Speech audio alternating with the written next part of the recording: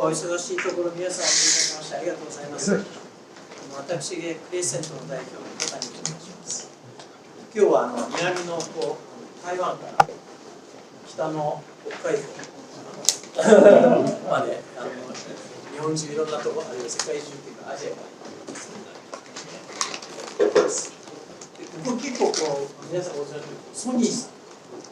バーチャルプロダクションのボリュメトリックスも使えたりなんとなく流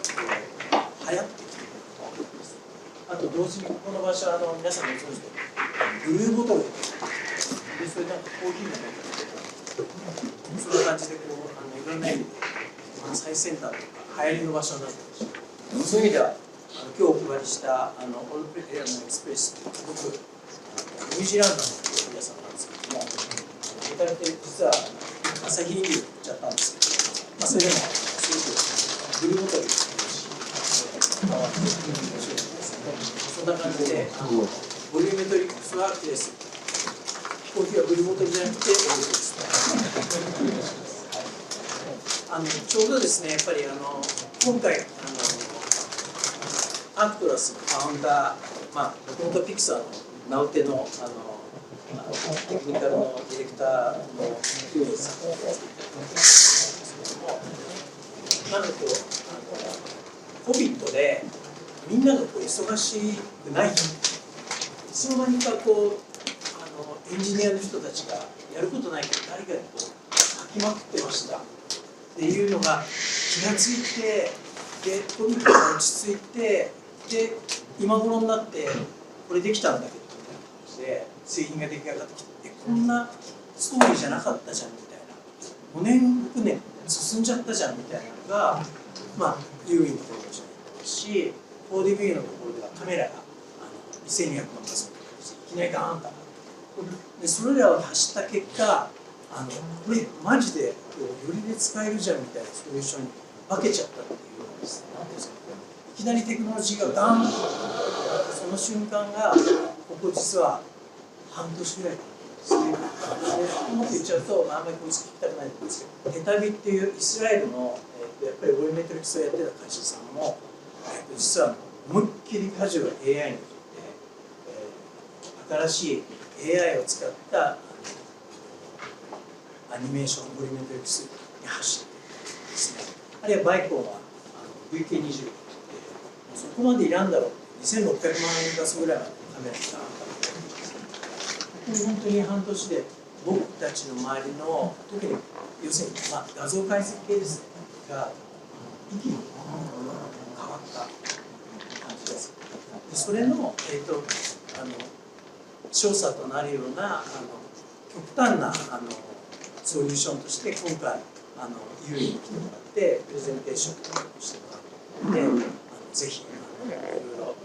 の後も時間ございますので直接お尋ねしていただければと思います。それとやっぱりここに来ていただいている方皆さんも超一流の方ばっかりだったりするのでここは小学生の助けてもらったんですけれどもお互い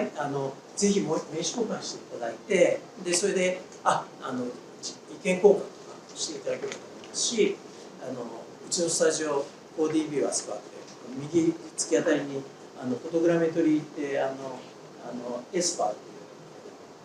うイギリスのなんちゃってライトステージライトケージっていうんですけどライトケージのシステムはそれぞれチームごとに1名ぐらい取りますんでそれでお土産でお持ち帰りいただいてポーズでここにやって動かすし AR で自分をご自慢するのもいいしそんな感じでしていただければと思います。じゃあそんな感じで今日はごゆっくり最後までお楽しみいただければと思います。今日は本当にありがとうございます。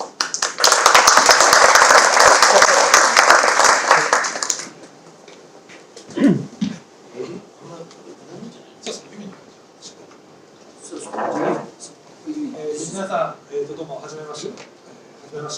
クレセントのこちらのスタジオの、一応マネージャーしております。私はあまりもう喋ることがないので、じゃあ今からアークトラスのファウンダーのユーインにマイクを出しまして、プレゼンをしてもらいたいと思います。で、私がその後から随時ちょっと翻訳をしていく形で、やらせていただきます。で、一応今日全体の流れをちょっとご説明すると、大体まあ45分ぐらいですかね。まずこちらで彼がボリューメトリクスとはどういうものかとか、あるいはそこのバーチャルプロダクションとか、あるいは新しい技術とか、その辺をちょっと一通りご説明をしまして、その後にライブデモという形で、こちらにアンリアルエンジンと、まあ、このうちのバイコンの今ついているモーションキャプチャーがあって、それでトラッキングしたリアルタイムのシーンのデモですとか、あと彼のラップトップで、まあ、どれぐらいこうパフォーマンスよくボリューメトリクスの再生できるのか、その辺を、デモさせていただいて、でその後に、まずちょっとこうなんですかね、ご質問をいくつかある方はその場でさせていただいて、でまあ、あと人数もかなり多いんで、まあ後でちょっと時間なくなった場合には後で別途ご質問いただければいいと思うんですけど、まあ、そういった形で、ご質問を受けた後に、4D ビューと、フォトグラメトリーですね、まあ、その辺の、ちょっと順番にうまくちょっと振り分けながらご体験をしていただきつつ、あとはまあこの辺の実機のデモなんかも実際に触っていただきながら見ていただけるなとですね、その辺でこういろいろと見ていただいて、でまあ、その流れで方針がしていく、そんな感じでございます。で、ちょっと最初に彼の説明をする前にちょっと皆さんにお聞きしたかったんですけども、まあ、今回ボリューメトリックスという、まあ、データを使ったバーチャルプロダクションが、まあ、メインコンセプトなんですけども、ボリューメトリックスビデオというのは今までご存知ない方、どういったものがいいですか。今までこう実際にこうプロジェクトで使ったことがない方です。ご存知ですか。大体半分、4割ぐらいですかね。わかりました。じゃあ、まあ他の方はなんとなくどんなものかっていうのはご存知です。じゃあちょっとマイクをかけて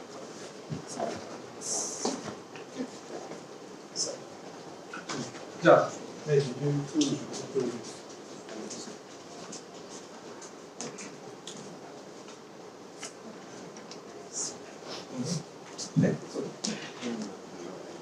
Oh yeah, yeah. So that.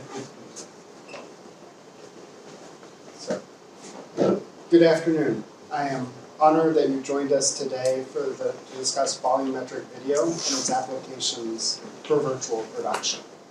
はい、今日はボリュメトリックスビデオとバーチャルリアリティのツールについて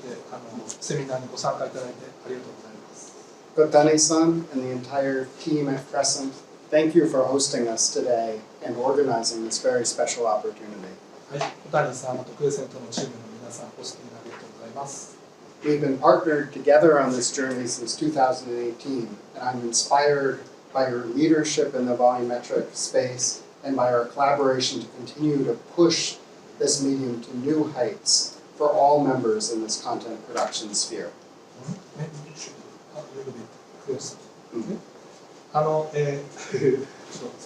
ボリュメトリックのエコシステムにおいてクレセントのリーダーシップと、このコミュニティのメンバーのためにボリュメトリックスをですね、新たな高みに押し上げ続けてくれるコラボレーションに非常に感謝しています。で、今回のセミナーに入る前に彼の自己紹介と、ボリュメトリックがいかに重要であるかということを説明させてください。Before we get into the core of this presentation, allow me to introduce myself and explain why I started this journey with volumetric video.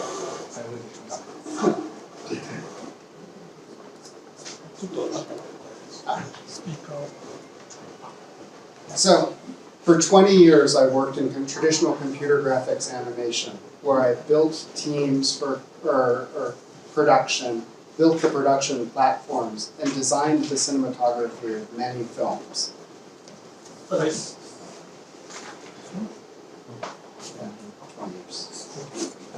で今20年間ですね、今までの従来の CG のグラフィックスの世界で、彼はチームを率いてやってきました。Throughout my career, I have been driven by 3 core principles. でその中で彼はですね、3つの基本的な、原則によって動いてきました。Develop innovative technologies. 革新的な技術の開発。Enable creatives and technicians to work without friction. クリエイティブのチームと技術者がですね、摩擦なく仕事ができるようにする。And create memorable content in which the viewer has a direct and personal experience. 視聴者が直接的ですごくパーソナルな体験ができるような記憶に残るコンテンツを作る。Because in the end, the technology disappears and it's only about the story and the experience. 技術は消えてなくなってしまいますけれども、記憶に残るようなそういったものを作りたい。And in 2015, I developed the first VR game to utilize volumetric video. で彼は2015年にですね、初めてボリュメトリックビデオを使った VR ゲームを開発しました。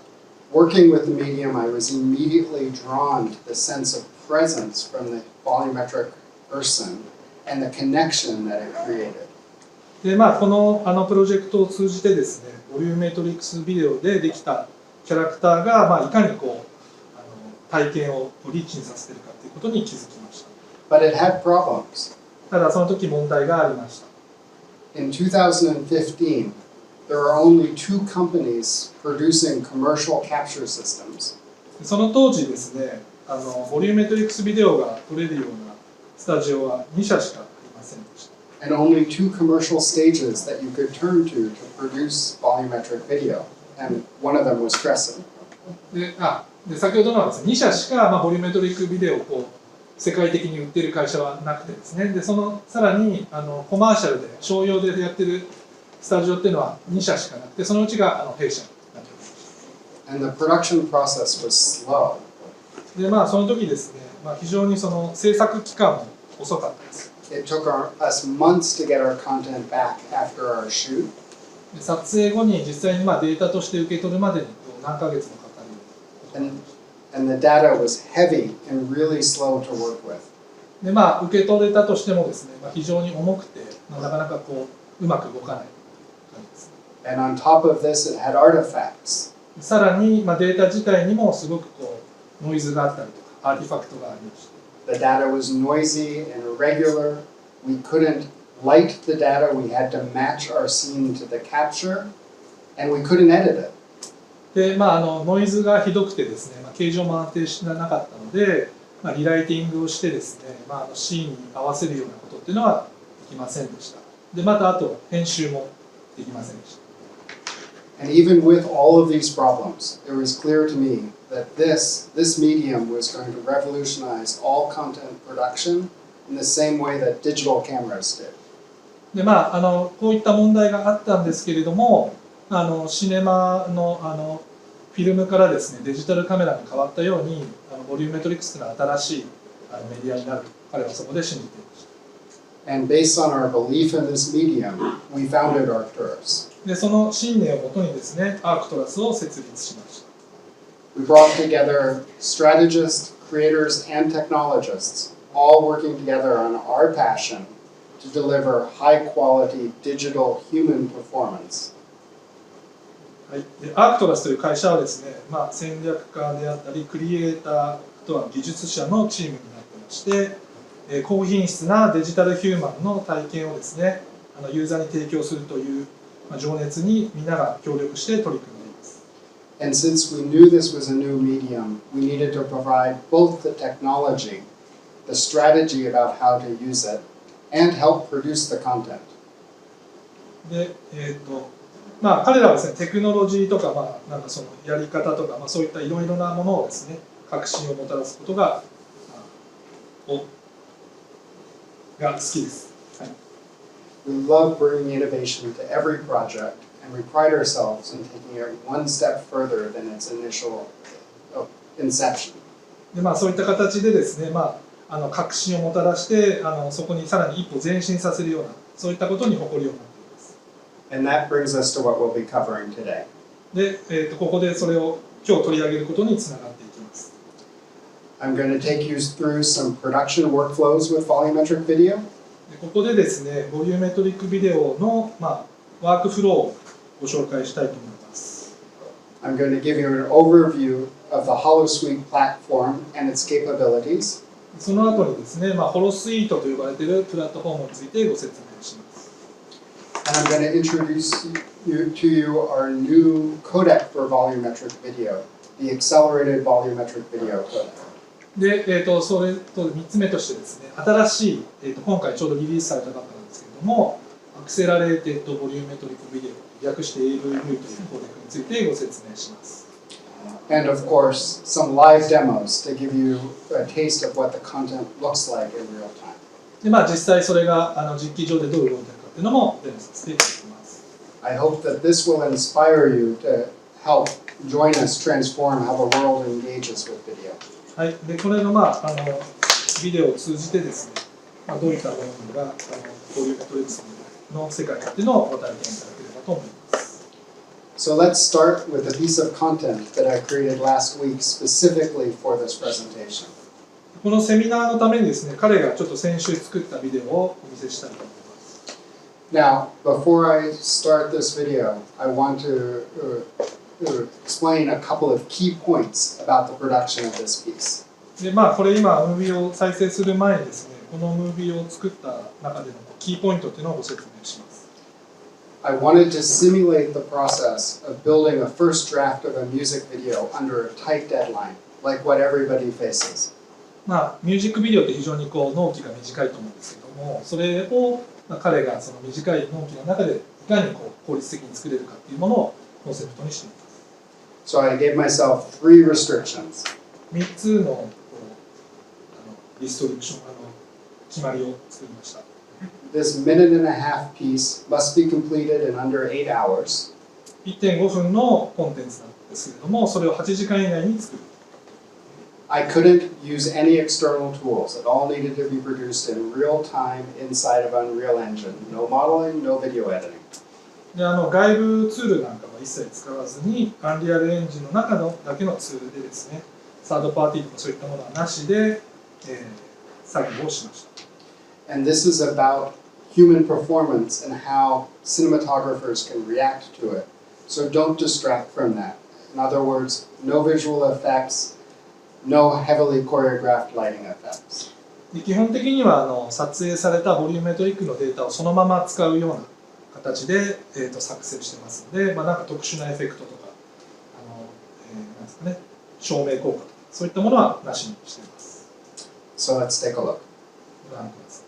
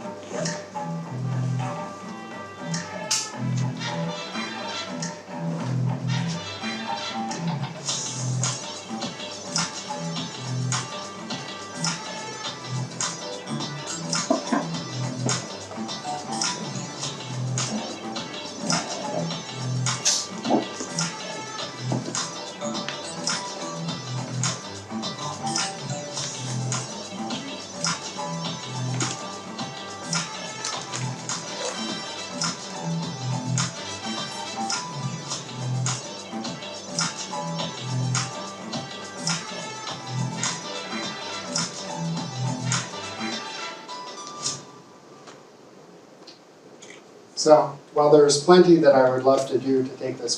piece to a fully completed level,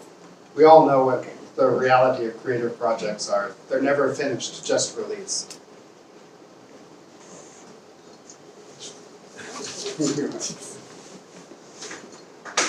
Yeah. Okay.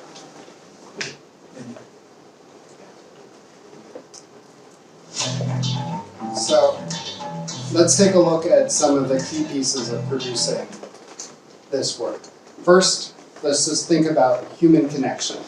はい、まずはちょっとこうどういうふうに撮影してたかっていう人と人とのつながりについてご説明します。This is what I love about the volumetric capture process compared to traditional animation, working on the stage for the shoot. これ大部分はですね、うちのスタジオで彼がリモートでつながりながら撮影をしたデータになりま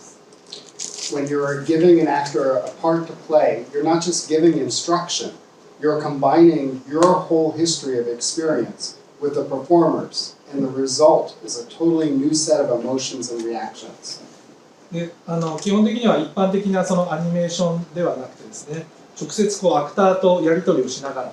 こう自分の気持ちとかいろんな思いをですね伝えて、撮影をしていきます。With both of the female performers in this section of the piece, I gave them the same piece of direction. 女性のメインで踊ってる方じゃなくて今ここに出てる2人の女の子たちには同じディレクションをしました。You're waiting to meet with an old friend, someone you haven't seen for years, and you're looking forward to seeing them again and are thinking about how wonderful it will be to be together again. でそのディレクションっていうのは、何年も会っていないような友達にですねやっと会えますよっていう、そういったすごいこう嬉しい気分になってるっていうディレクションをしました。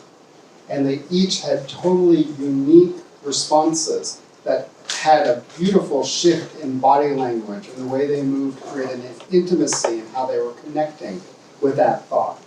このヒョウ柄の女の子ともう一人今ちょっと白い上着を着てた子が、その2人なんですけども、それぞれすごくユニークな動きをしてくれています。And because all of this was happening in real time on the stage, I could watch them shift and move and really think about better ways of illustrating that particular moment. その時、彼はもう目の前でその撮影の様子を見ながらですねディレクションをしているので、それを見ながらこういろんなディレクションができるようになりました。For example, with the girl in the spotted dress, when she did her first take, it didn't feel like she was thinking enough about the moment. And so I asked her, what was your friend's favorite meal? And how would you enjoy sharing it with her again? でさっきのヒョウ柄の女の子はですね、ちょっと動きが硬かったんですけれども、彼の思う通りではなかったんですけれども、どんなその子とご飯食べるのとかいろいろと聞いていきました。And I could see her whole body light up with anticipation, and I knew that it would be perfect for working into connecting her to other elements in a shot. その結果ですね、動きがすごく明るくなって、データ自体がすごく素晴らしいものになりました。And if I had been working on this in animation, I would have waited days or weeks to see the new take of her performance. And I wouldn't have had that same back and forth with her to create something that feels truly natural.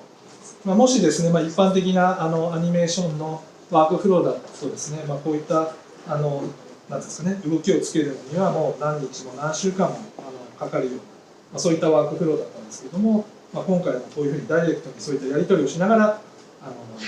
データを取ることができました。Talking about animation, アニメーションについてお話しします。Here's a place where volumetric video truly excels. これがですね、ボリュメトリックビデオがすごくいいところになります。Having layered cloth that is moving rapidly in response to a dancer would take weeks or months of cloth simulation with a highly skilled technical artist. でこういうですね、クロスをこう何重にも重ねたような、服のシミュレーションっていうのはですね、すごく技術のあるアーティストが何週間もかけて作るようなモーションになっています。And then I never would have been able to play it back in real time. So to compose the camera and produce the scene, I would have had to take hours just to position the camera and continually create new renders to look at it and see it in motion. で再生もですね、非常に重くなっているので、なかなかこう思うようなカメラ配置とかですね、場所とか、そういったものをするにはすごく時間のかかる作業になります。But in this case, everything was playing back in real time inside of Unreal. It's like I was walking around on the set, working with the actors, positioning them, choosing my camera positions, making all of these decisions instinctively in reaction to the performance in real time. でこの今回ご紹介している、彼らのツールとコーデックを使うとですね、まさに自分がオンセットでその場にいてですね、彼に対してここに移動してくれとかですね、あとは照明を当てたりとか、あるいは演技のタイミングを変えたりとか、そういったものが全てリアルタイムにできるようになっています。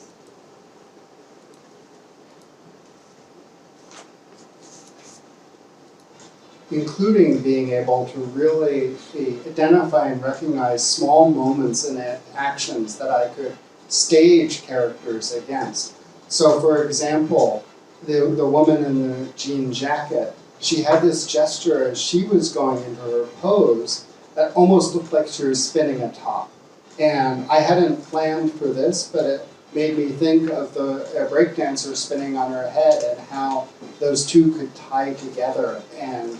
be a nice kind of end cap to that moment. 今ちょうどこのツーショットはですね、彼は思い描いてなかったんですけれども、そういった編集がすごい楽なので、自由にカメラワークというのができるようになりました。And because I have as much flexibility with retiming the performance as I do with positioning it and the camera, all of this could be very carefully choreographed in real time. で後でご紹介しますけれども、ボリュメトリックのタイミングなんかもですね、細かく調整ができますので、実際このアニメーションをリアルタイムで見ながら、ベースのタイミングというのを調整できるようになっています。So the production of the video, all of the 2D content from a blank screen to the piece that you're seeing now, I did in one day. 今これ見ていただいているのは全て1日で制作しました。And I really see this as fitting into a simple 1-month production schedule for an actual music video.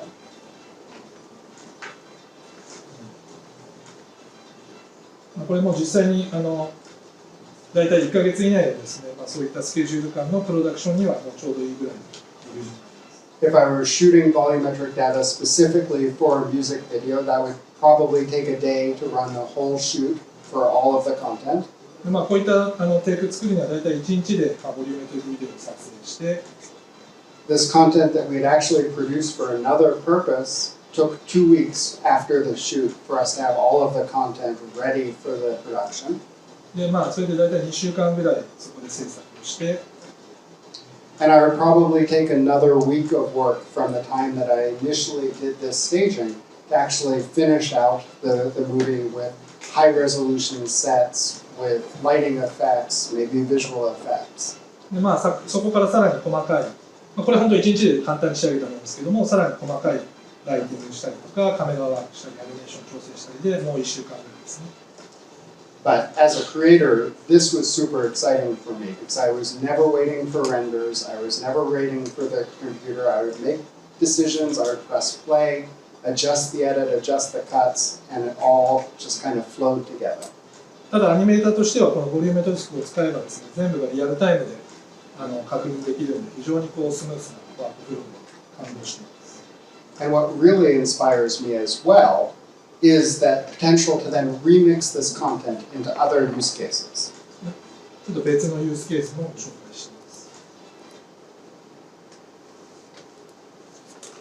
So while I was producing that piece, one of my other colleagues was producing something to emulate what an interactive music video in a metaverse might feel like. And so in this case, all of the camera and the lighting effects are audio reactive by default. でこれ彼が作ったわけじゃなくて彼の仲間が作ったんですけども、オーディオの音楽に合わせてカメラとか照明が変わるようになっている。 And yet, the user can go in and adjust the lighting, adjust the positions, and there's also a free roaming mode that allows you to go in and just look and explore the experience. でただ自分で微調整したりとかですね、あるいはそれモードを切り替えて自分で自由にカメラを動かすこともできます。 So if you're building, say, a metaverse experience that's going to have a complex world that is being pixel streamed out to hundreds of thousands of people, this would be a possibility. でピクセルストリーミングというクラウド上でレンダリングしたものをですね 2D 画像で送るっていうのが、今すでにある技術ですけれども、そうではなくて実際にこういった感じでローカルで全部きちんとレンダリングして処理するっていうのも可能になります。And one more thing, actually, in all of these cases, there's over 12, 13 performers playing back within these scenes, all in real time. Before AVV, it would have been a struggle for people to interact with 5 or 6 characters on even a standard desktop machine. これ大体今30人ぐらいのこのシーンはちょっと少ないですけど、キャラでも問題なくこう再生が普通にデスクトップマシンでできるんですけど、それ以前だともう本当に6、7人でも本当にすごいもう重くなっちゃうんですね。再生が非常に難しかった。So there's really only 2 things you need to build experiences like this. でこういった体験を作るには2つのポイントがあります。You need a capture stage, like Crescent. 弊社のような、ボリューメトリックスのキャプチャーシステムがまず必要です。And Japan does have the highest density of capture stages in the world. 一応日本はですね、世界で最もボリューメトリックスのスタジオが密集している国になります。And you need HoloSuite. でもう一つは彼のツールであるHoloSuiteになります。Because HoloSuite provides you that bridge between capture and your audience. で、HoloSuiteっていうのは一体どういったツールかっていうと、キャプチャー、我々のようなスタジオから出てきたデータと実際にそれを体験されるお客さんの間の橋渡しをしています。HoloSuite consists of 2 core components. HoloSuiteっていうのはですね、2つの製品からできています。HoloEdit provides editing, efficient compression, and publication. ホロエディットっていうのはですね、編集ツールですね。編集とか圧縮とか仕上げとかを行います。And many people will receive assets produced from HoloSuite directly from the capture stage. でこれ自体はなんですかね、スタジオから直接処理した結果だけを納品してもらうと、そういったことも可能です。But as your production complexity increases, it'll often be beneficial for you to work directly with HoloSuite or HoloEdit to directly process the footage yourself. ただですね、場合によってはですね、それをスタジオ側じゃなくて皆さんがの環境の中で使っていただいて、処理するということも可能になります。And the HoloSuite player makes it easy to distribute your content truly to everywhere. で、今のがホロエディットですね。で、ホロスイートプレイヤーっていうのは、あらゆるデバイスの中でこのボリューメトリックスのデータを再生するためのプレイヤーになっています。We stream directly into web pages to mobile devices.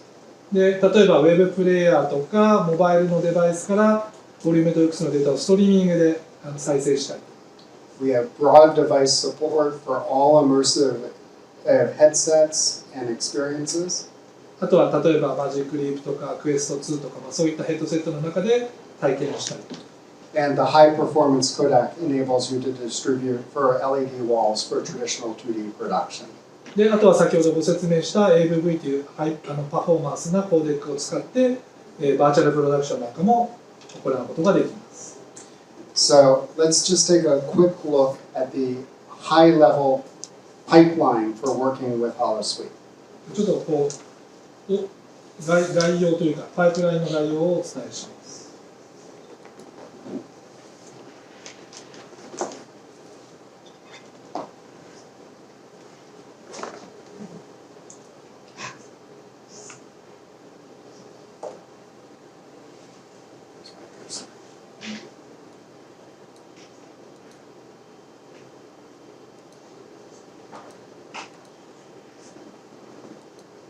So of course we all recognize the capture stage working directly with the actors. これは実際そこの中で後で皆さんにご紹介しますけど、スタジオで撮影している模様です。Once the initial capture has been processed into a full 3D reconstruction of the performance, it is brought into HoloSuite. でまずこちらのスタジオで撮影して出来上がった 3D データを HoloSuiteの中にインポートします。At its simplest level, it will be used to compress the data, often shrinking the size by up to 98% from its raw form. で、それをですね、次に圧縮処理をするんですけれども、元のデータがすごいOBJ みたいなデータの場合はもう 98% ぐらい圧縮されたデータになります。Which, when published and imported into a game engine, becomes as simple as working with drag and drop for the assets. そこからですね、パブリッシュされたデータをアンリアルエンジンみたいなところにドラッグ&ドロップして使うことができます。But we also have tools that enable you to enhance the performance for dynamic interactions. さらにですね、インタラクションをダイナミックにつけるためのツールっていうのも揃っています。So in this example, we're rigging the performer automatically with a skeleton. 自動的にですね、ボリューメトリクスデータをもとに骨を通してあげることができます。And now setting him up in Unreal so that the head can dynamically follow this sphere. でこの機能を使うと、もともとまっすぐしか見てなかった人物がターゲットを追ってくれるようになります。So this could be an object in the game that the performer is going to follow.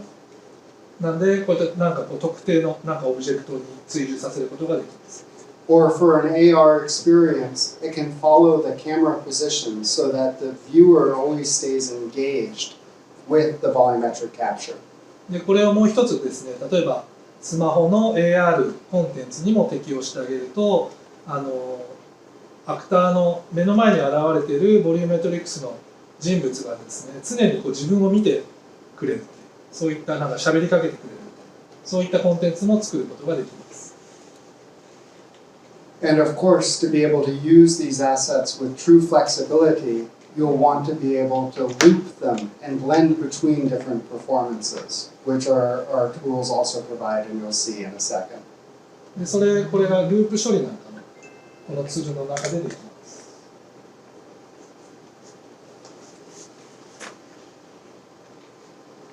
So now it's easy to populate a scene with characters that are seamless no matter the duration of their experience. こんな感じでどんどんキャラを配置して増やすことができます。And content no longer exists just in one medium. So if you are producing a 2D video or an immersive experience, you'll probably also want to be able to stream pieces of that content out to the audience. 場合によってはですね、ストリーミングで YouTube みたいにストリーミングでボリューメトリクスをなんですかね、提供したいというケースもあると思います。And so HoloStream is our global network streaming service that is high performance and efficient. 非常に効率的ですね、パフォーマンスの高いストリーミングを提供しています。And last year alone, we streamed over 100,000 minutes of volumetric video all over the world. 世界中でですね、非常にたくさんのコンテンツが消費されました。Combine this with AVV, and you have the ability to produce high quality, high fidelity content for every device. で、この AVV コーデックを使っていただくとですね、非常に元の人物に忠実でですね、かつパフォーマンスの高いデータっていうのを作ることができます。We already have partners working with us towards virtual production, doing pixel streaming, and you may have seen the announcement from Vertigo Games a couple of weeks ago producing a full VR game using AVV. マルティゴゲームズという会社がですね、この AVV フォーマットを使った VR ゲームのリリースしています。Because they needed an experience for the Quest that they could have over 6 characters all playing in real time over a large gaming experience. そのゲームの中でですね、6体以上のボリューメトリクスのデータを同時にクエスト2の中で再生したかったんですけども、今までだとそれ難しかったんですが、このコーデックで可能になっています。So let's take a look at a couple of examples of this codec playing back in real time. 実際リアルタイムで再生している動画をお見せします。So these recordings were generated on a standard desktop PC, an NVIDIA 2080. NVIDIA 2080積んだデスクトップ PC で再生しています。And there are over 30 volumetric performers all playing back within this scene. これ30体のボリュメトリクスのデータが再生されています。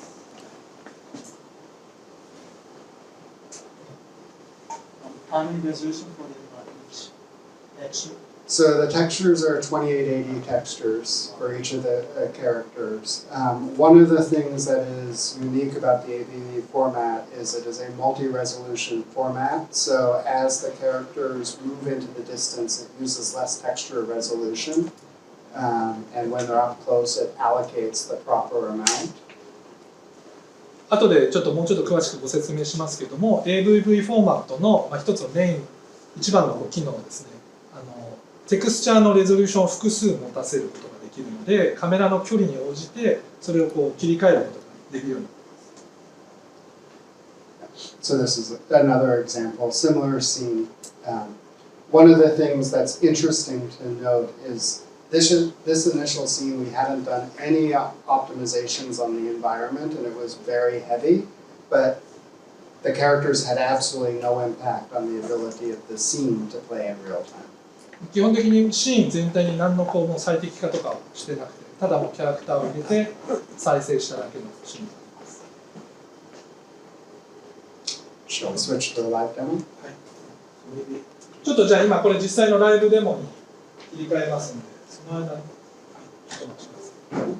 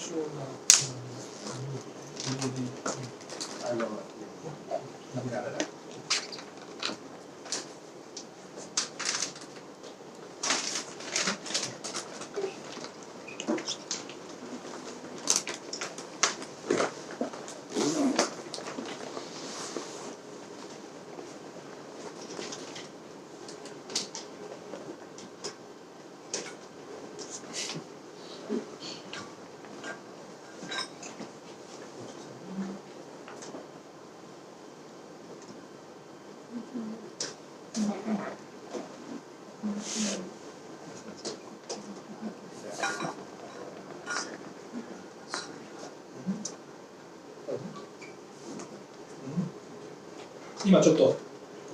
画面を移動しようとしてますけど、maybe someone ちょっとこれ移動してみて。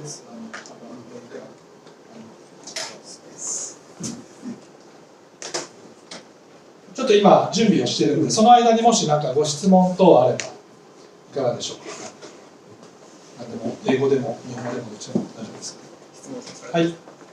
あれ、防音とかは自動で入れてるってことなんですか。その撮ったものに対して勝手に入ってる感じ。スケルトンディテクションオートマティック。Yes. そうです。ちょっと、技術的なところとは外れるんですけど、これもしクレッセントさんがサービスをしてくれるとしたら、はい、どういうとこまでのサービスになるんですか。要は多分あそこのさっき紹介してくれたソフトウェアは多分もうキャプチャー時の処理ですよね。キャプチャー時の処理っていうかスタジオ側の処理ですか。に2通りあって、うちで処理すると、基本的には 4DS っていう4D ビューのネイティブのフォーマットをアレンビックっていう、マヤとか 3DS Max とかそういうのに読み込めるツールのが今までフォーマットだったんですけども、彼らのツールを使う場合には AVV にする場合には、4DS で我々が AVV にコンバートすることもできますし、あるいは御社の方でHoloSuite をご購入いただいて、その 4DS をコンバートして AVV にしていくっていう2パターンあります。なんか4DS を結局コンバートしないといけないんです。取ろうと思うと結局クレッセントさんとかで取るしかないので。それで、so not only the 4DS, right? Yeah, we support all of the volumetric capture systems. Some of them we provide native import. Some of them we use OBJ as a transport mechanism. ホロスイート、ホロエディットは、ネイティブで 4DS とか一部のデータはインポートできるんですけど、OBJ の連番と、テクスチャーピングの連番とかにしてもらえれば、どんなボリューメトリクスのシステムからでも編集ができます。じゃあ例えばアレンビックで入れたようなものを、OBJ に、アレンビックのウィキにWe can put it in there. アレンビックでもしデータがすでにあるんだったら、アレンビックでインポートもできます。なるほど。それでそれをコンバートして、そうです。AVV にすることができると。そうです。いきなりコンバートはできないので、一回コンプレスして、はい、で、後でアナライズテクスチャーでね、後でちょっと説明しますけど、そのテクスチャーをちょっとアナライズしてあげて、エキスポートすると AVV フォーマットになる。じゃあもう、4D ビューに限定されたソフトではなくて、比較的独立したソフトとして動くっていうことなんですか？いわゆるそのモーションビルダーみたいな、で FBX 出すみたいな感じで、いろんなツールからインポートしてあげて、彼らがハブになってボリュメトリクスのデータを処理して出すってことですね。わかりました。はい。2ついいですか？はい。まず1つは、その AVV のフォーマット自体をいわゆるアンリアルエンジンとかいろんなところに持っていくときには、そのエンジン側でプラグインなりを入れると思うんですけど、そのプラグインに関しては有償なんですか？ In order to use the plugin, is it free? Yes, the plugin is free. We don't charge for the plugin. でプレイヤー側はプレイヤー側はデータさえ撮影して処理したものを納品、そこまでが優勝ですけども、その後は自由にプレイヤー側は使っていただきます。すみません、もう一つ、はい、先ほど一番最初に見せていただいたデモンストレーションのビデオで、キャラクターの動きできれいにモーションブラがかかってたと思うんですけども、はい、その普通ボリューメトリックの 4D とかで作ったやつってフレーム単位で連続性がないじゃないですか。でそこのところをああいうふうにモーションブラがかかってたら何か特別な理由があるんですか？ Can you apply the motion blur? So as far as we know, we're the only provider that enables motion blur, accurate motion blur. And that is because as part of the encoding process, we track the motion of the volumetric video and create the proper motion vectors for the game engines to be able to respond accurately. 中身で処理する最中に連続性を内部的に計算して、トポロジーはたびたび変わるんですけど、全体の動きとして計算して、後からモーションブラをそれに沿って適用してできる。それ一番嬉しいかもしれない。はい。I think the functions, I think they're very interesting. Maybe it's a little bit out of scope. I basically doing robotics and doing like operations, and sometimes we need like real-time operations, teleoperations. And we all know like if you have long distance, such as like your operators in Japan, and your actual robot is in the US, and then the ping will be like 200 pings or like even 300 or 400. And for the user using the actual vision from the robot is actually impossible to use because it's too lag and delay. And this called people is very easy to use. And we are trying to, in our developing system, we are trying to use the volumetric system to actually provide the robot operator to see is a volumetric and using the virtual camera. So when you're talking about the real-time render, is that a real-time render? We can actually do a real-time capture plus render. So we are actually working towards real-time capturing and streaming. Our particular focus, though, is towards broadcast, and so we're focusing on quality with a latency of sub 30 seconds, which wouldn't be appropriate for that. There are teams that are working on teleconferencing style applications where they're going for ultra low latency capture and distribution. The compromise is quality, and so you get a much less accurate lower fidelity capture as a result. So what is the alpha latency, like 15 millisecond level? So I don't actually know their actual latency, but they're going for conversational latency, so it's in milliseconds. I don't know the actual. Thank you. 今ちょっとお話としてはリアルタイムですね。ボリュメトリクスのスタジオに入って30秒後ぐらいに彼らのホロストリームライブっていう、技術でそのままこう世界中にこうボリュメトリクスを配信できる。クオリティはもう全然こういった感じではないんですけど、一応そういう技術もあります。はい、まだ開発中なんです。はい、OK？ お待たせしました。じゃあライブで。So obviously this is a simulation of how you might set up a virtual production scene if you were filming live action actors in front of an LED wall with CG backgrounds. で基本的にはこれ直接見るというか、ご存知の通りバーチャルプロダクションご存知の方はいらっしゃると思いますけど、手前に人物がいて、その奥にCG 背景としてこういった映像が流れています。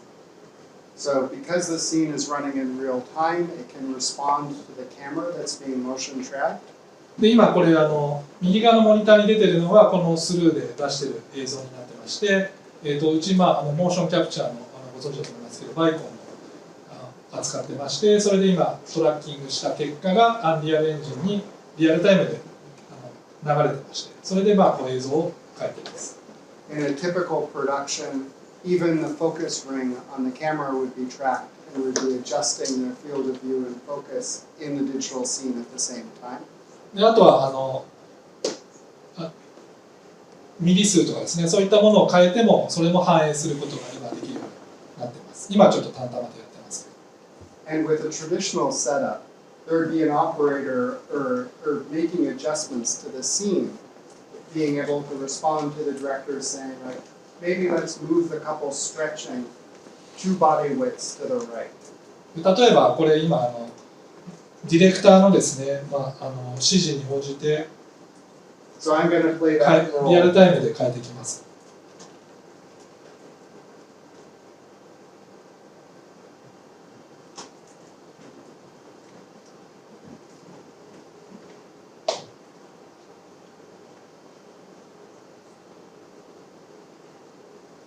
And let's also change her timing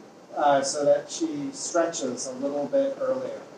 これ今彼女ストレッチしてるんですけど、ちょっとタイミングを早めにしてみます。Because the volumetric video appears within our sequencer with easy to understand names, you can easily go in and just adjust the timing of her stretch. So let's move this up so it happens a little earlier.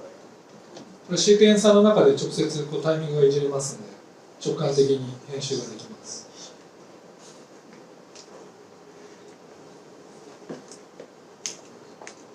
And now we're ready to get our new shot. これで新しいカットが準備ができました。Of course, in reality, this would actually have a performer up front and would be adjusting the lights in real time to better match the performer with the LED wall, maybe adjusting the lighting within the LED wall, because all of this lighting on the CG set is dynamic as well. 実際にはですね、これ照明が合ってないので、照明入れたりとか、フォーカスもちょっとこっちと手前と合ってないので、そういったものを調整したりとか、いろんな作業が必要になるんですけれども、全体的なボリュメトリを使ったプロダクションとしてはこんな感じになっております。Most of the performers that you actually see in this scene were shot 2 weeks ago. これ今ここに表示されているほとんどのキャラは2週間前にうちのそこのスタジオで撮影して納品したデータになります。And we actually put together the staging position last night. 昨日実際にこれの配置は昨日ここで彼がちょちょいと作ったものになります。I know I've said this a lot today, but what really excites me about this is really real-time filmmaking. でこれがもうリアルタイムにフィルムメイキングできるワークフローになります。So let's switch and take a look at an example off my laptop. でもう一つ別のサンプルをお見せします。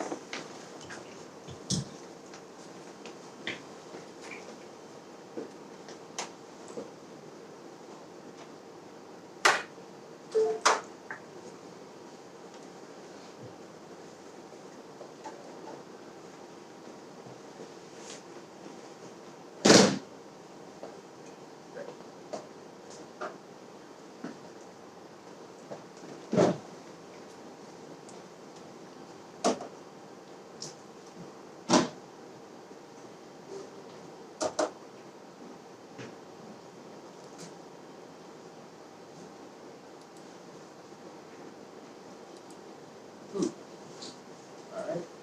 let me restart my example.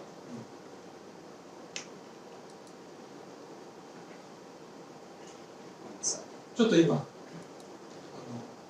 はアンリアルエンジンでお見せしてたんですけど、今度はユニティでも同じプラグインが使えますので、そのユニティ上で、あれもしI'm gonna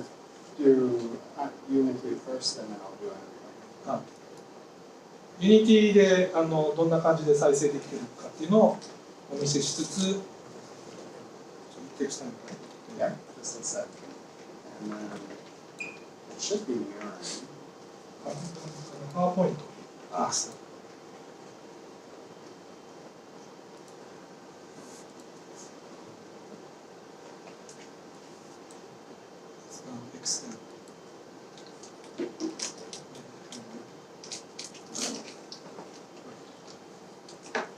no. Let me unplug it. 今ちょっともう一回入れます。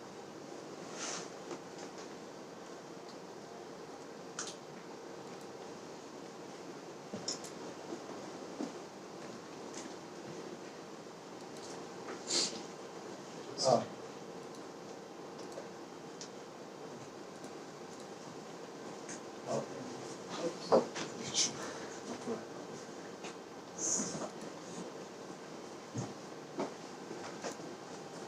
今度は今、ラップトップ上で、ちょっとさっきはですね、ここのデルのデスクトップ PC でお見せしてたんですけども、次はちょっとラップトップなので多少パフォーマンスが変わりますけれども。So this is a stress test seeing each of these are a unique volumetric performer, and there's 75 of them playing back in real time. 今75体のストレステスト用のシーンなんですけども、ボリュームメトリックスが再生されてて、それぞれがインスタンスじゃなくてユニークなデータになっています。So lots of options and flexibility for working with our codec. このコーデック使えばいろんなことができるようになります。Now switching back to Unreal. 今、アンリアルに戻りますが。This is the scene that I produced last week. これが先ほど動画でお見せしたコンテンツのシーンになります。And I just wanted to give you a quick preview of what the sequence workflow looks like. これ実際にどういうふうにワークフローでやってたかっていうのをお見せします。And since I just reopened Unreal, it'll take just a second to redraw. ちょっと今再起動というか開き直したんでちょっと時間かかってます。ちょっとお待ちください。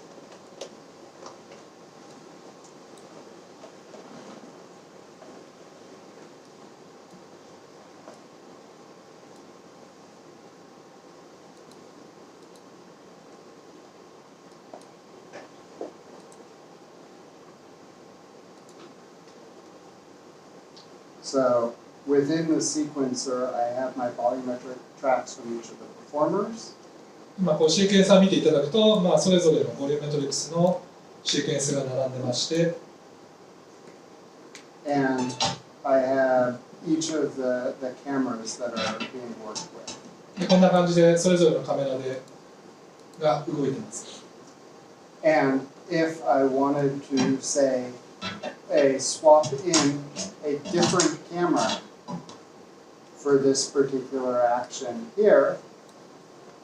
例えばここでカメラを切り替えたいと思った場合には、 it's as simple as designing my new camera position. 新しいカメラをこんな感じで作って、 I'm not sure if this will actually work compositionally, but let's give it a try.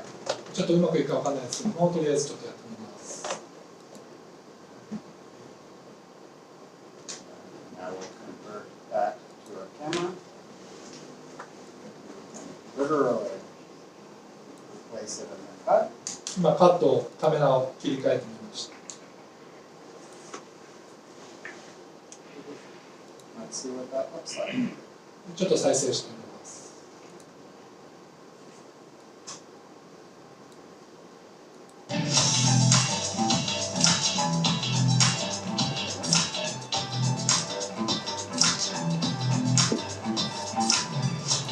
I probably won't go there with that. But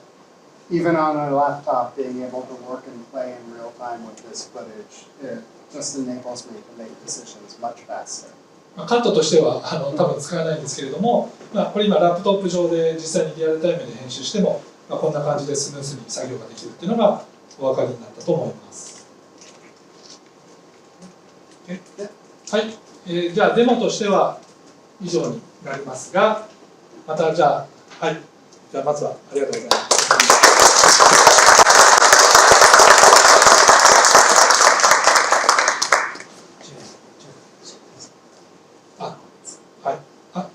今ちょっと質疑応答、はい、じゃあすいません、じゃあまた今のこの間の説明の中でご質問等あればいかがでしょうか。はい。So I'm interested to edit or making an animatable avatar from the 4D capture from the video, and well, it might be possible, but I would like to know, like, is it possible to learn the pose-dependent deformation from the for capturing results? So it should be possible to do that. There are teams that are also working on that. We're more focused right now on providing efficient creation of individual captures that can be blended together, so that you can truly capture the nature of the cloth itself and preserve that.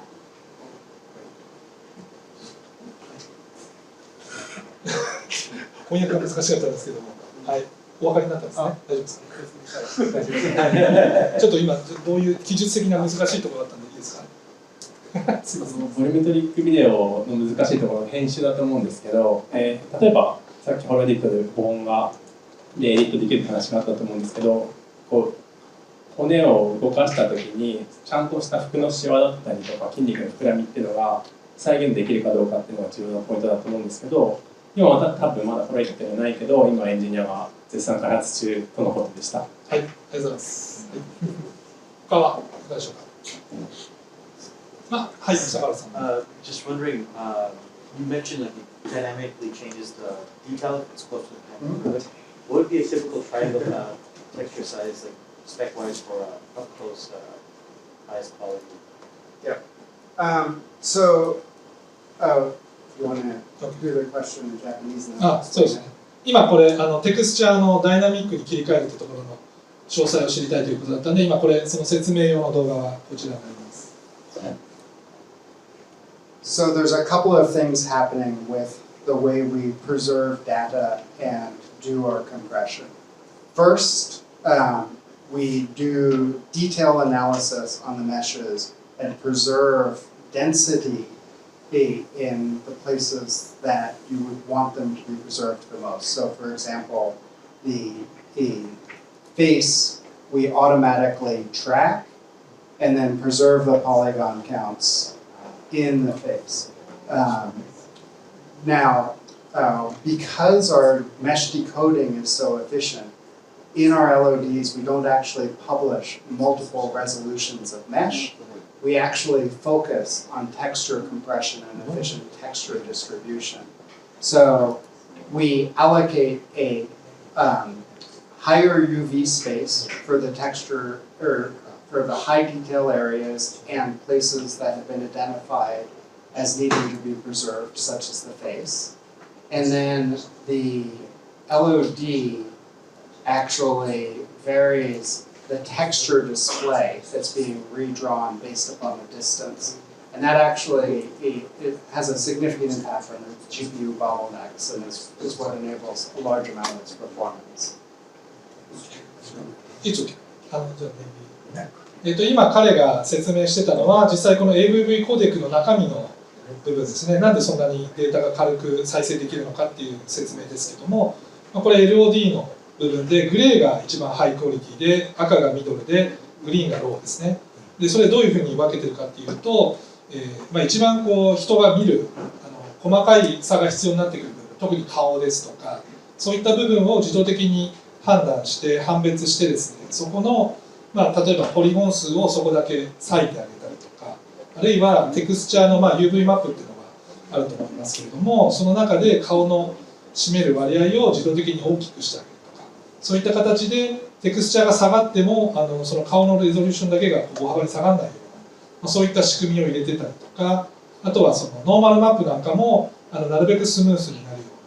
うな仕組みを内部で入れてます。で、そういった部分をLOD に応じてですね、自動的にこう振り分けてあげることでスムースに再生ができるようになっています。あとですね、生ポリゴンですね。さっきそのポリゴン数を変えてるんですけども、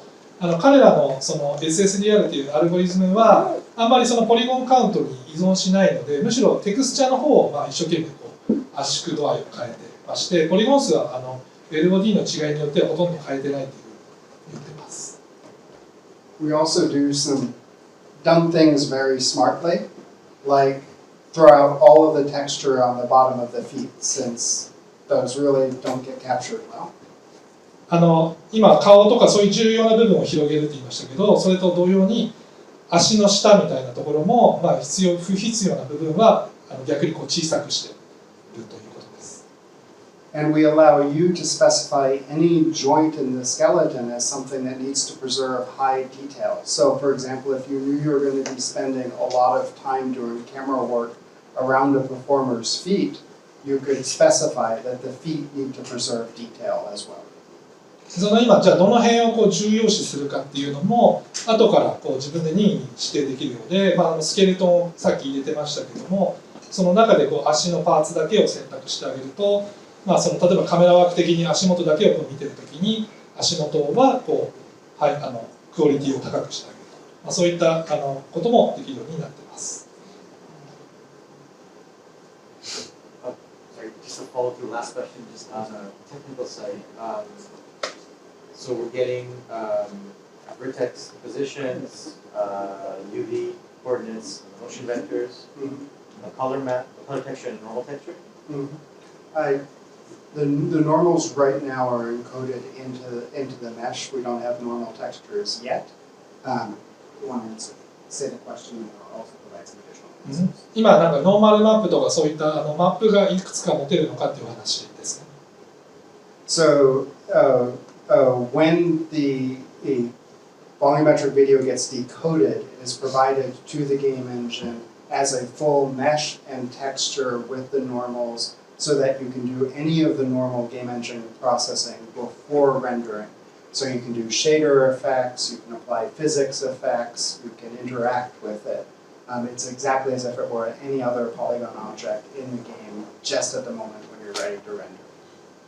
この AVV コーデックは、メッシュとテクスチャーと、ノーマル情報みたいな、全部含まれた状態で、通常のゲームのオブジェクトと同じように扱えますので、シェーダーを変えたりとかですね、あと移動したり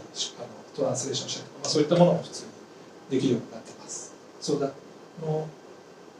Max is not separate.シェーダー自体は、テクスチャー自体は一つのものになります。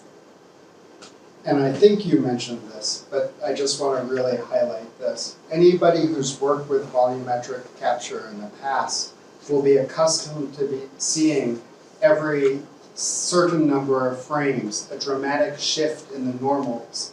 And one of the things that HoloEdit does is it allows us to analyze and provide smoothly varying normals across the entire capture. And that's why you didn't see any pops in the lighting as the scenes were playing out. 今までのボリュームメトリックスだとどうしてもその途中でトポロジーが変わるんで、その同じライティングの中にいるとこう影がグッてこうちょっとシャドウがこうなんですかね、変わってなんかこうあれなんだこれみたいな感じだったんですけども、彼らのツールでそこの方線の変化っていうのも見てですね、そこがもうスムーズにこう変化するように調整してくれるそうです。はい。Thank you for your introduction. I see this automatic analysis is very interesting. Today I think there's no no staging about always an object. So what about some object with no different something? Will you automatically detect or what will happen? So I want to make sure I understand your question correctly. Are you asking, will it work correctly even if the person is carrying something, or if you wanted to attach a CG object? Grabbing actual things. The system actually works fine with having additional objects. As a matter of fact, you can see playing back there a volumetric performer with 5 different rings and hoops. なんかこういうものを持ってても問題ないかって話ですけど、問題なくできてます。これも後でぜひご覧ください。じゃあちょっと一旦ご質問はここまでにさせていただいて、後でまた懇親会の時とかぜひいろいろとお聞きいただいてですね。はい。一旦じゃあここまでで、ユーイのデモは締めさせていただいて、ちょっともう一個、はい。レタスのワンモア。じゃあもう一個ちょっとぜひご紹介したいことがあるんで、ちょっとお待ちください。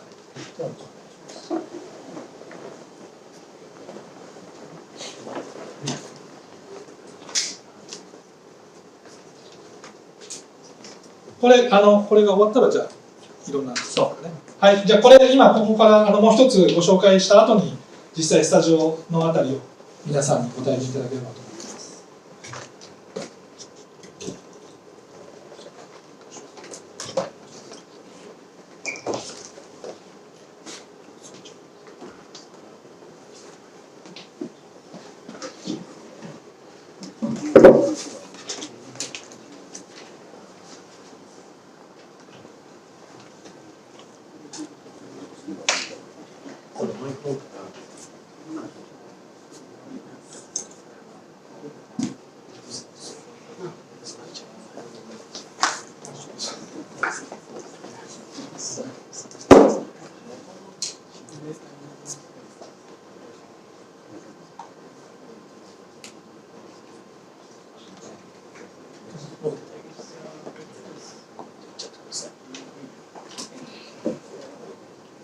すみません、お待たせしました。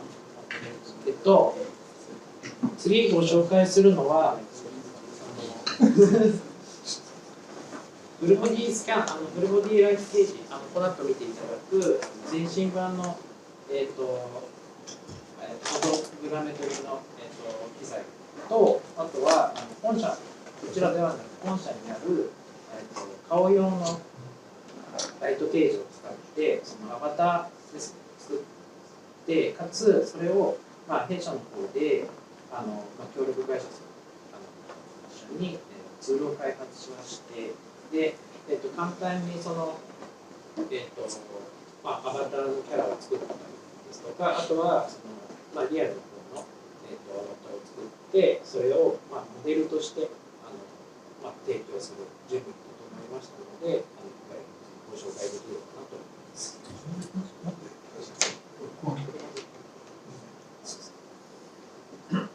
一つは今見ていただく方の、フォトグラメトリのフルボディライトケージというんですけども、これカメラは、アルファの168ですけど167台でやっています。で、ライトを、3種類の、偏光フィルターの垂直と水平とあとはないの大型のものを290個、つけていまして、で大体処理で、1200万ぐらいポリゴン数生成しています。で、用途としては、例えば、ウェブ上とか、スマホとかで、見るような衣服の3D カタログですとか、あとで実物を見ていただければと思うんですけども、メッシュの精度が非常に高くなったので、その高精細な 3D フィギュアを作ったりですとか、あるいは、ポーズ、A ポーズとか撮っていただいて、それを分量に入れて、アニメーションすることで、後でその CG の背景に使ったりとか、文部キャラに使ったりということができるかなと思っています。で、メリットとしては、やはりその一人の人でも髪型とか、この辺はボディメトリックとかもそうですけども、パターンを増やして、かつそのA ポーズで骨を入れることで、後からその好きなアニメーションを入れたりとか、あるいはその入れた、アニメーションをつけた後でも、編集が短時間で行うことができるので、その辺がメリットというところと、あとはその会社さん、導入とかその使われる会社さんでCG とかそのソフトそのものの知識がある方がいらっしゃらないと、デザインについてそのせっかく取ってもこの絵がすぐにできなかったりとか、他の会社さんにご依頼したりとかっていうところで、難しかったりするんですが、そういったところを、うちの方で一括して、提供できればというところで、その上の方は手動なんですけども、下の方でその実際にその、ポリゴン数を普通な、一般的な使えるネットフォールした状態で骨を入れて、あとは簡易的ですけど、ブレードシートを入れて、顔が動くようにした状態で、モデルを提供することで、そういったデザイナーさんがいらっしゃるところでも、簡単にCG キャラを使い、アニメとか、ユニティとかに配置したりとか、実際に映像に使っていただいたりとかということができると思います。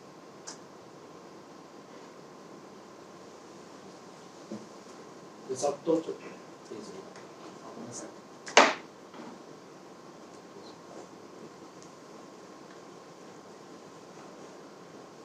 今、ざっくり説明したところを、ちょっと映像で改めてます。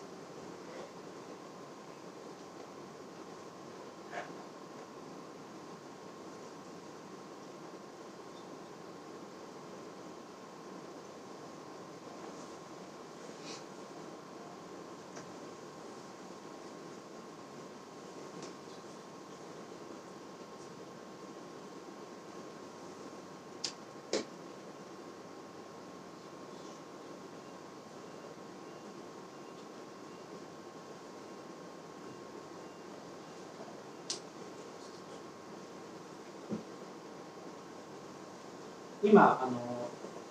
ちょっと動画の時は下のカメラが少ないんですけども、つい先日追加して、今足元に1台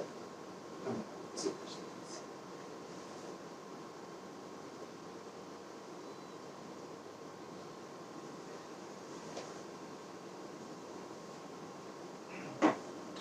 あとは普通のフォトグラメトリーで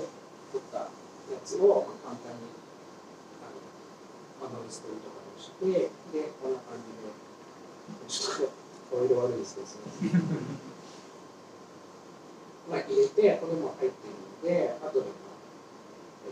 手動でつけてもいいですし、もう結構でより人間らしい動きを、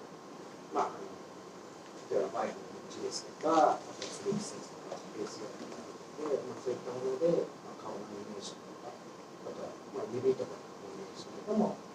入れる。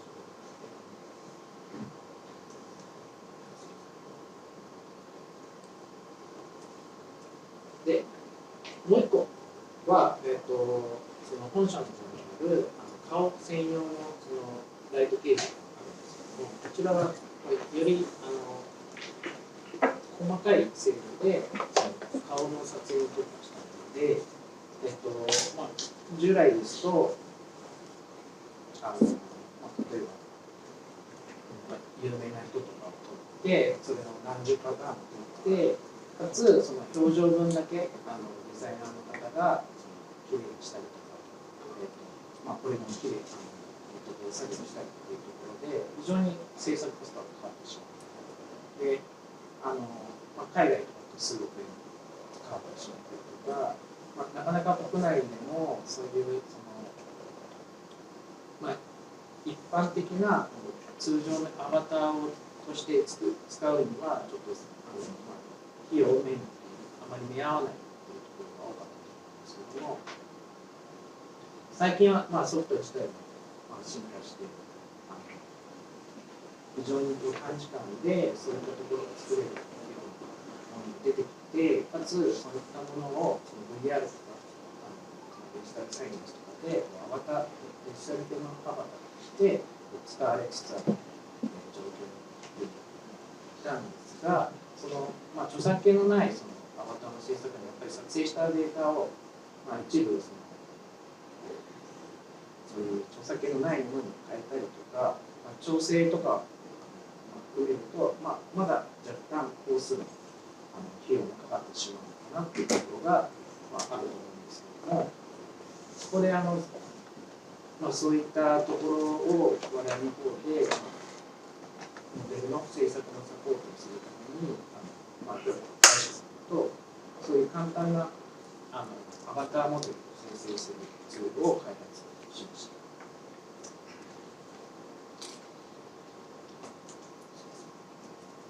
でまあ、こちらの画像がそのちょっと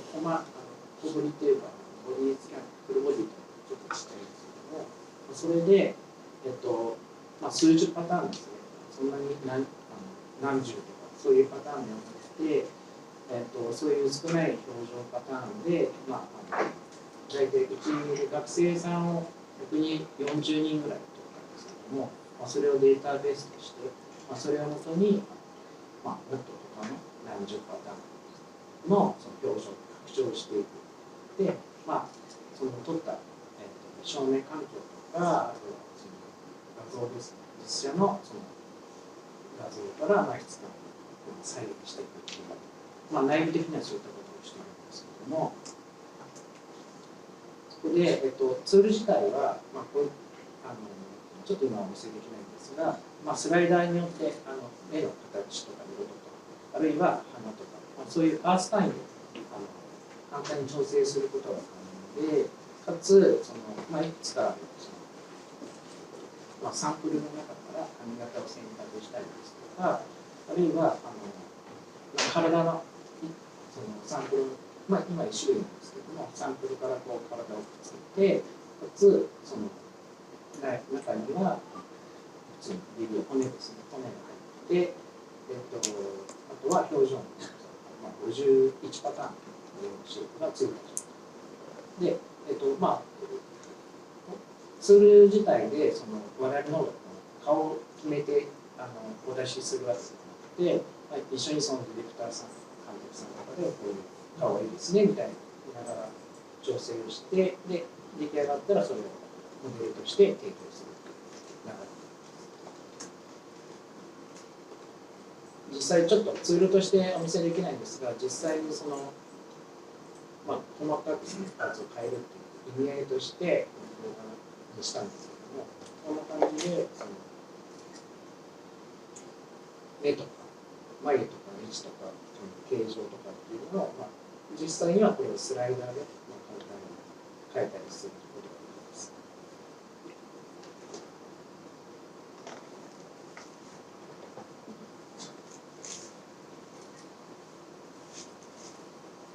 で、実際のまあ、提供の場合の提供モデルになるんですけども、こちらは、体でエグベイクスケール形式で、まあ、全身にスケルトンが入った状態で、髪とか眉とかの、まあ、獣の部分はあれの形式になります。で、表情パターン51種がこれのシェイプとして登録していて、各その素材のテクスチャーとして、まあ、こういったある程度とかするのとかっていうのを、追加の状態でお渡しするという形で、これ自体1体あたり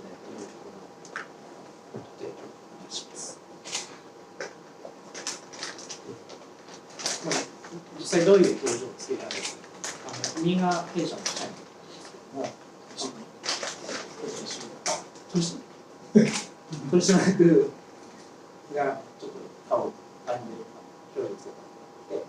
ただ記入したやつを流し込んでいく様子です。